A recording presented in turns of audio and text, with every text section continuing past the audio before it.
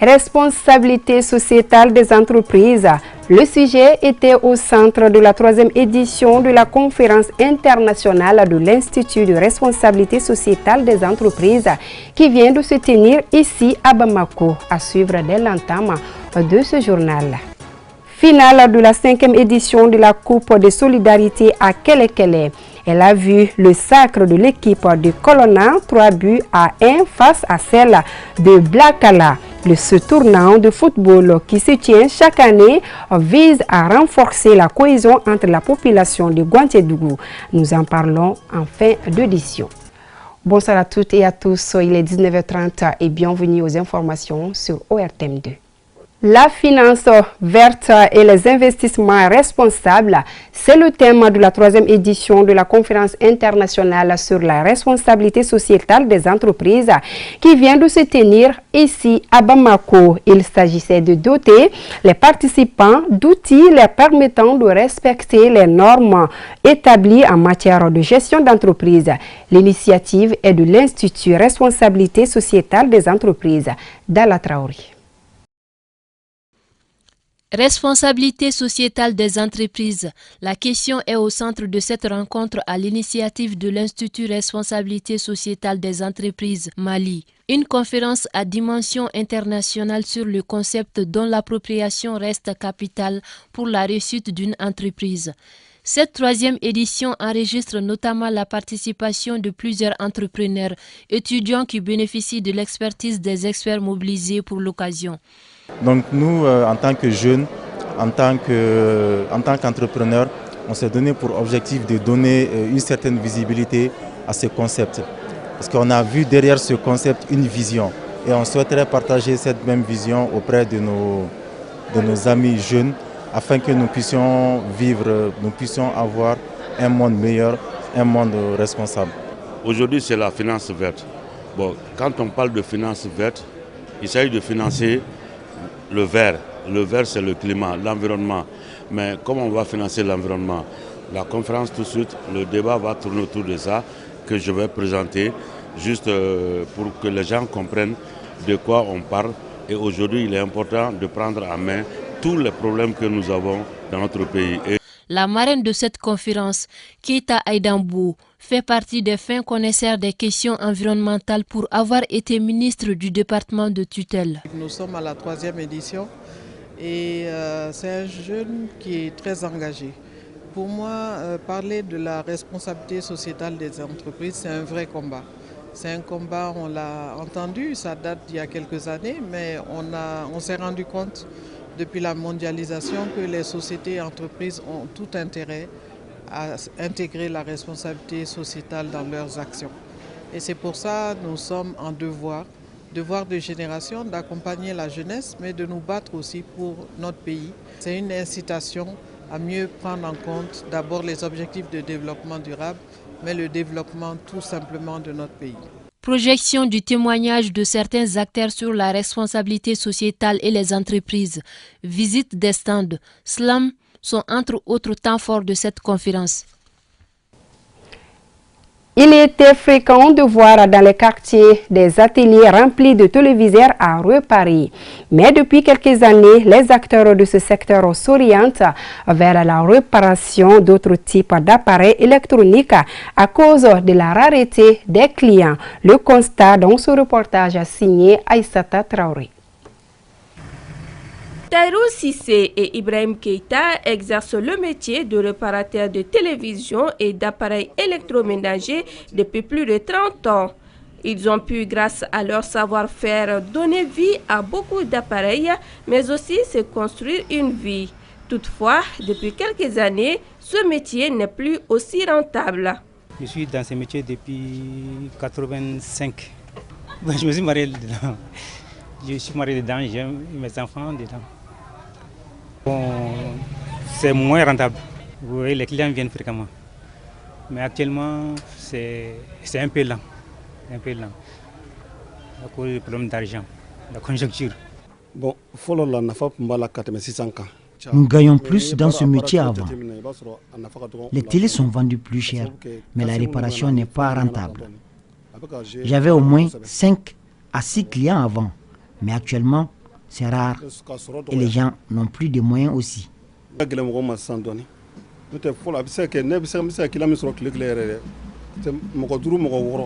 plupart des réparateurs ont pu s'adapter aux nouvelles technologies. Cependant, ils souffrent de la rareté des clients, mais aussi et surtout du manque de pièces de rechange. Ce travail est assez délicat et cela prend du temps de consulter les pièces pour savoir ce qui est à réparer. Nous sommes confrontés au manque de pièces de rechange. En plus de cela, certains clients nous donnent leur télé à réparer et ils ne reviennent plus récupérer, même si nous avons pu réparer. Actuellement, c'est le manque de pièces qui nous fait défaut. Comme nous sommes dans une association des techniciens électroniciens, bon, on a un groupe dont on peut montrer la pièce sur le groupe. Voilà, si quelqu'un là, il peut t'informer. Taïrou Sissé a encore des apprentis à qui transmettre ses connaissances. Cependant, Ibrahim Keïta craint pour la relève car selon lui, les jeunes ne s'intéressent pas assez à ce métier. Les sachets en plastique se sont imposés au fil des ans dans notre quotidien. On y met des objets et même très souvent des aliments sans se faire la moindre idée des risques pouvant en découler. Pourtant, la pratique, selon les spécialistes, peut causer des maux bénins en plus de la pollution de l'environnement. C'est ce qui nous dit Sabine Keïta. Les sachets en plastique occupent une place dans notre quotidien. On les utilise pour contenir des objets ou des aliments dans la plupart des cas. L'illustration parfaite en est ce point de vente d'aliments où les propriétaires des lieux s'activent à servir nombre de clients en mettant les plats commandés dans les sachets. Je suis restauratrice. Je vends du riz au gras et du riz avec de la sauce tomate. Pour les emporter, je mettais la nourriture dans des tasses. Les clients ne me retournaient pas mes tasses. J'ai même exigé des cautions, mais en vain. C'est pourquoi je me suis tournée vers les sachets en plastique. C'est ce qui est plus facile. On connaît les conséquences des sachets sur la santé, mais on n'a pas le choix. Donc tu es obligé Voilà une pratique courante qui peut avoir des effets néfastes sur la santé. Au pire des cas, des contaminations cancérigènes. Parole de spécialistes. Le plastique, d'abord, est vraiment mauvais en soi. Et donc, a fortiori, les aliments dans des sachets plastiques, il y a plusieurs choses dedans. Surtout si c'est des aliments chauds. Déjà, le plastique va émettre des ingrédients qui sont cancérigènes. Cela est connu maintenant vraiment par la science et qui peuvent vraiment détériorer nos états de santé. Au risque de maladie s'ajoute la contribution à la pollution de l'environnement par certains utilisateurs qui s'en débarrassent n'importe comment sans se faire la moindre idée des désagréments qui en découlent. Pour les animaux, les éleveurs ils vont vous dire que quand leurs animaux mangent les plastiques, ils meurent. Quand les animaux en mangent, vraiment c'est des problèmes parce que au niveau de leur tube digestif, ça ne va pas se digérer. Il faudrait d'abord passer par la sensibilisation, la communication, mais déjà faire des ébauches d'interdiction de plastique. Et maintenant, la population aussi est sensibilisée au fur et à mesure des dangers des plastiques. Pour minimiser les risques liés à l'utilisation des sachets en plastique, une prise de conscience s'avère nécessaire, et ce à tous les niveaux. Il y va de l'intérêt de la communauté. Cette autre pratique courante qui a ses risques sur la santé de l'homme. Il s'agit bien du recyclage des flacons vides qu'on ramasse un peu partout. De nombreuses personnes, notamment les femmes, s'y adonnent pour y mettre des jus de dattes, de gingembre et bien d'autres sortes de boissons. Samba Sanogo. Rien ne se perd, rien ne se crée, tout se transforme, disait Antoine Lavoisier. La preuve aujourd'hui, La récupération des objets usés est une réalité. Pour augmenter la marge bénéficiaire, les vendeurs d'eau, de lait, de jus de gingembre ou de bissap d'Ableni utilisent les butons ou des bouteilles en plastique récupérées dont on ignore la provenance. Ces pratiques, malheureusement, sont pas du tout correctes de manière globale parce que on ne sait pas déjà les premiers usagers, quelles maladies souffraient ces personnes-là et quels sont les germes qui ont été transmis à ces bouteilles. Est-ce que les conditions d'hygiène par rapport à la stérilisation et au nettoyage de ces flacons-là ont été à hauteur de souhait? Donc, toutes ces questions et tous ces questionnements-là nous permettent de dire que dans la majorité des cas, il y a un problème sérieux d'hygiène.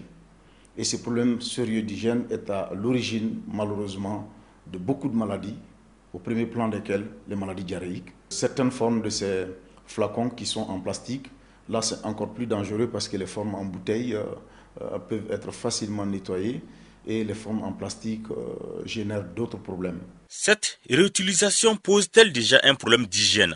Les spécialistes proposent des solutions. Il faut aller vers, entre guillemets, l'industrialisation avec des vrais professionnels qui auront pour métier de comprendre les règles de base de l'hygiène, ensuite conditionner les aliments là dans des bonnes conditions de consommation alimentaire. Non seulement les flacons sont sales, les gens qui préparent des choses pour mettre dedans ne sont pas totalement propres et les aliments qui sont mis dans ces flacons-là peuvent ne pas être appropriés à être conservés longtemps. Donc, tant qu'on n'arrive pas à régler ces problèmes-là, je pense qu'il faut même interdire la réutilisation de ces flacons. Certaines vendeuses de ces jus nous expliquent les méthodes de travail pour désinfecter ces flacons vides. Quand elle me le revend, moi, en venant à la maison, je le mets dans une bassine, je mets de l'eau de Javel, de Omo, pendant 30 minutes, après je les lave. Ensuite, je mets mes jus naturels là-dedans.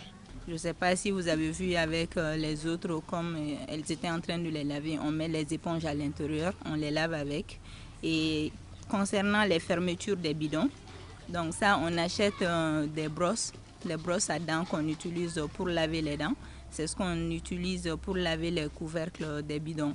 Donc après les avoir lavés, on met toujours l'eau bouillante dans un baignoire et on met les bidons, les couvertures dans cette eau chaude à peu près 30 minutes et ensuite on les enlève pour pouvoir les utiliser. Les machines maintenant, quand on achète ces sachets là au marché, on peut les coller avec les machines.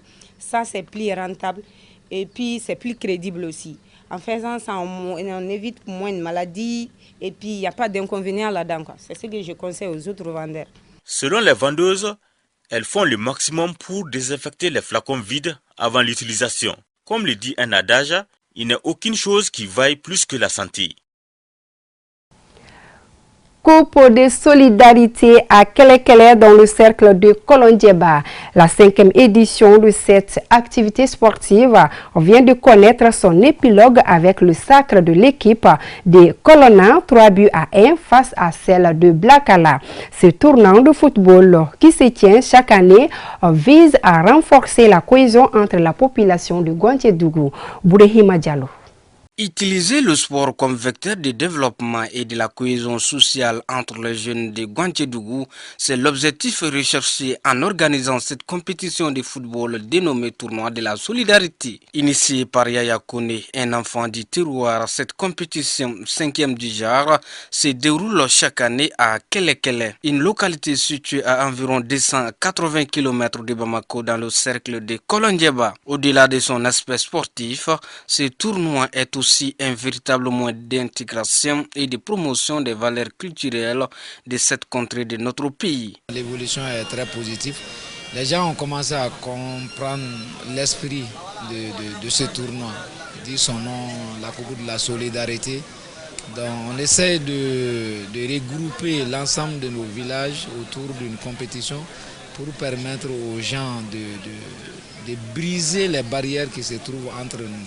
Comme on le dit, le football n'a pas d'âge. Quand on parle de jeunesse, On parle de la vivacité et on ne peut pas être vif étant malade. C'est le sport qui nous rend très vifs et je suis très content de ces activités menées par notre frère, notre ami Yakouni.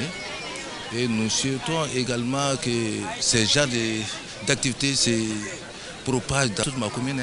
La finale de cette édition a opposé l'équipe de Colonna en blanc et celle de Blakala. Dans une rencontre de belle facture, Colonna l'emporte 3-1 et succède ainsi à Djedjeba qui est détenteur du trophée. Comme prône l'esprit de la compétition, personne n'a été oublié. Le meilleur joueur, le meilleur gardien et le meilleur buteur ainsi que l'équipe Fair Play, plus les 4 équipes demi-finalistes ont reçu des cadeaux. Cette année, moi je pense que c'est la meilleure année puisque nous avons compris qu'il y a eu plus d'adhérents et au niveau de notre staff d'organisation, nous avons eu c'est-à-dire constater beaucoup d'améliorations côté arbitre et puis côté staff et côté équipe adverse également. Également, plus de compatriotes venus d'ailleurs, les expatriés de la Côte d'Ivoire, de Bamako et ailleurs même. Signalons que 14 équipes issues de Guanthédougou ont participé à cette compétition. Chacune d'elles a eu un jeu de maillot plus 2 ballons. La prestation des artistes du terroir Aminata Kone et Kadiatou Balo a agrémenté la soirée. Fin de cette édition. Merci à vous de l'avoir suivi et à demain, plaise à Dieu.